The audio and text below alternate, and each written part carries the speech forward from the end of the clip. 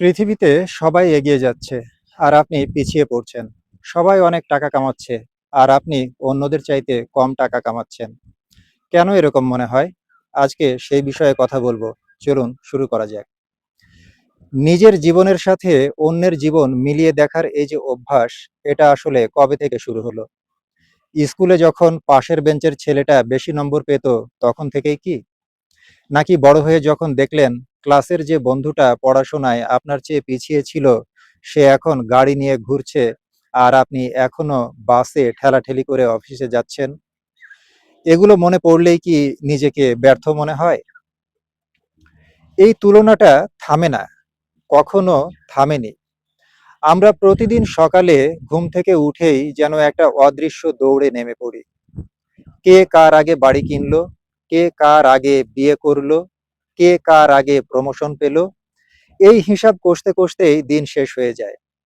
আর রাতে ঘুমানোর আগে মনে হয়, আমি বুঝি পিছিয়ে গেলাম। কিন্তু সত্যিই কি পিছিয়ে পড়েছেন? নাকি আপনি শুধু অন্য কারো রাস্তায় নিজের গাড়ি চালানোর চেষ্টা করছেন?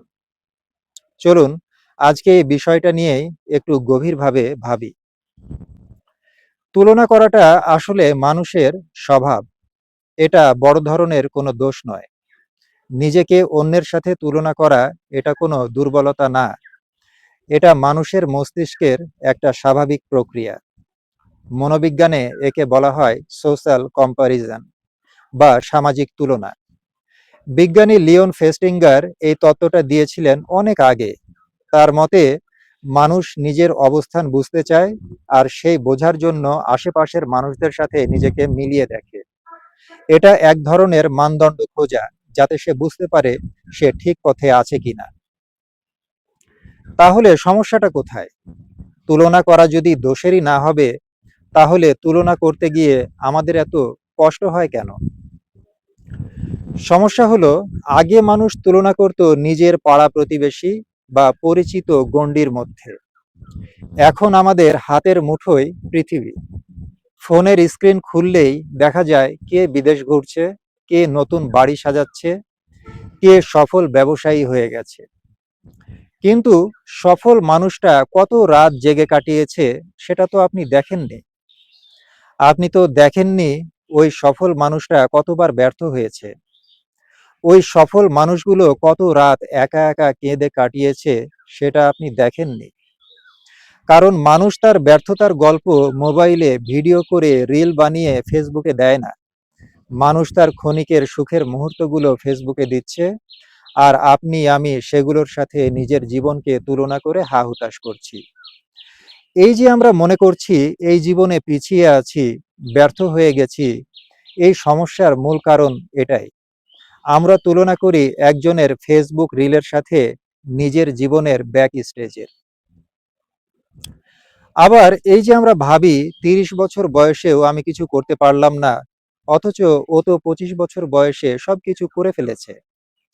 এই যে বয়সের তুলনা করা, সময়ের সাথে সময়ের তুলনা করা, এটাও একটা প্রচন্ড রকম ভুল। সময়ের কোনো নির্দিষ্ট মাপকাঠি নেই। একজনের সময়ের সাথে অন্যজনের সময়ের কোনো তুলনা হয় না। কেন তুলনা হয় না, আসুন সেটা বোঝার চেষ্টা করি।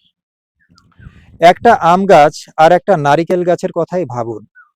একটা আম গাছে ফল আসে ৩ থেকে ৪ বছরে, আর একটা নারিকেল গাছে ফল আসতে সময় লাগে ৫ থেকে ১০ বছর। এখন যদি নারিকেল গাছটাকে বলা হয়, তুমি আম গাছের চেয়ে দেরি করছো কেন? আম গাছ সফল, তুমি নারিকেল গাছ ব্যর্থ। এ ধরনের কথা বলা কি যৌক্তিক হবে? মানুষের জীবনও ঠিক এমনই। কারো প্রেম আসে কম বয়সে, কারো আসে অনেক পরে, কারো ক্যারিয়ার শুরু হয় ২০ বছর বয়সে, কারো শুরু হয় ৪০-এ গিয়ে। কেউ হয়তো এখন নতুন করে কারো প্রেমে পড়ছে, বুকের ভেতর প্রজাপতি উড়ছে।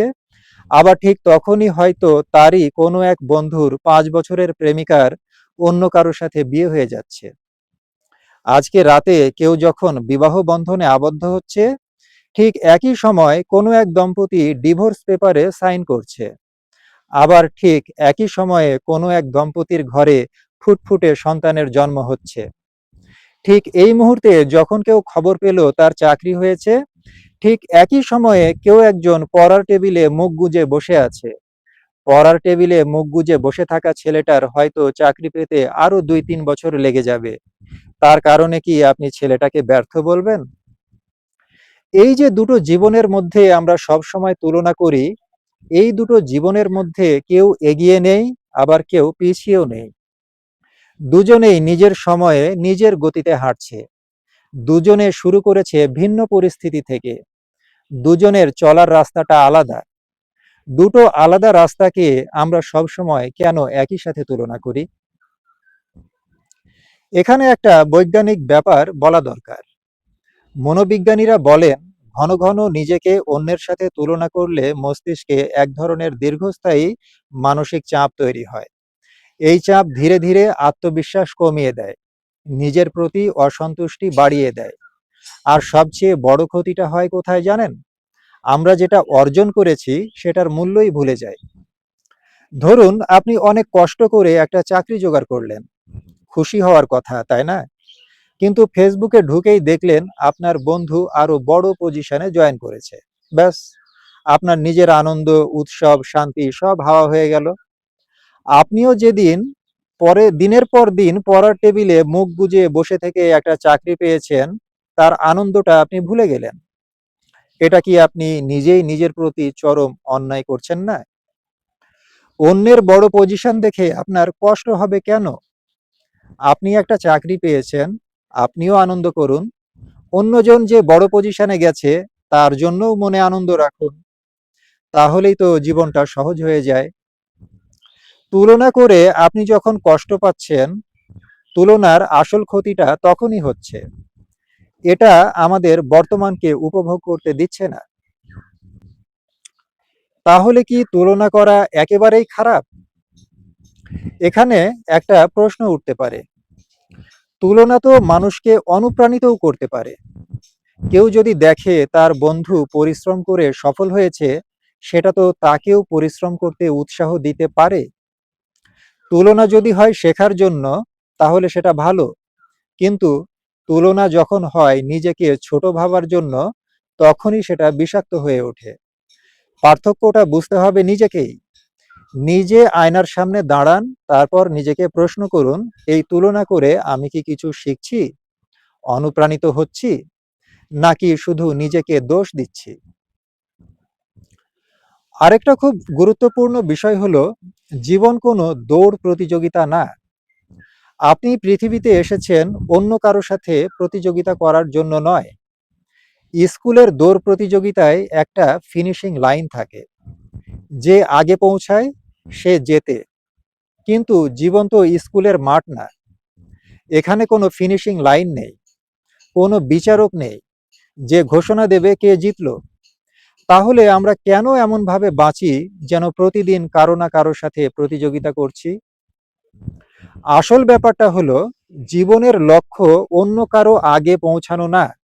জীবনের লক্ষ্য হলো এই পুরো পথ চলতে চলতে নিজেকে একজন ভালো, সৎ, সুস্থ এবং সঠিক মানুষ হিসেবে গড়ে তোলা। কতটা তাড়াতাড়ি পৌঁছালেন সেটা মুখ্য না, বরং কিভাবে পৌঁছালেন, পথে যেতে যেতে কি শিখলেন, কতটা মানুষ হয়ে উঠলেন, সেটাই আসল। আবার একটু নিজের জীবনের গল্পের দিকে তাকান। একবার ভাবুন তো, আজ থেকে 10 বছর আগে আপনি কোথায় ছিলেন? কি কি পার করে আজকের এই জায়গায় এসেছেন? কতগুলো রাত না ঘুমিয়ে কাটিয়েছেন? কতগুলো ভুল থেকে শিখেছেন? আবার কতবার হেরে গিয়ে উঠে দাঁড়িয়েছেন? এই যাত্রাটা শুধুই আপনার। এটার সাথে অন্য কারো তুলনা চলে না। আপনি যদি প্রতিদিন সকালে ঘুম থেকে উঠে গতকালের নিজের চেয়ে একটু ভালো হওয়ার চেষ্টা করেন, তাহলে আপনি ঠিক পথেই আছেন। অন্য কেউ কোথায় পৌঁছালো সেটা আপনার যাত্রার মাপকাঠি বা তুলনা হতে পারে না। আসলে জীবন একটা নদীর মতো। প্রতিটা নদীর স্রোত আলাদা, বাঁক আলাদা, গতি আলাদা।